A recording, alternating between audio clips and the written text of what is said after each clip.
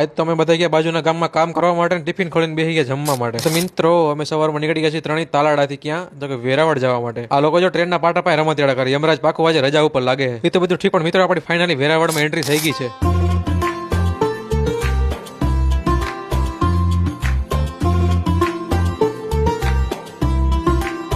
અને finally tiffin લઈને આપણે પહોંચી ગયા છીએ આપણા વર્ક પ્લેસ ઉપર. એ લખોટા ગુજરાતીમાં બોલ એટલે કંઈ ખબર પડે અહીંયા.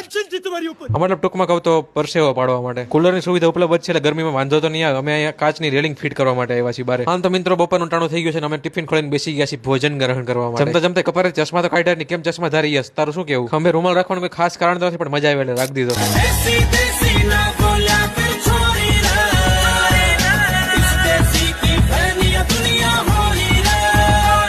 તો મિત્રો આજના દિવસનું બધું કામ પૂરું કરીને ફાઇનલી નીકળી ગયા અમે વેરાવળથી તાલાડા જવા માટે. વચ્ચે આવી ગઈ એક સ્કૂલ. કેટલા લોકોને સ્કૂલ વિશે ખ્યાલ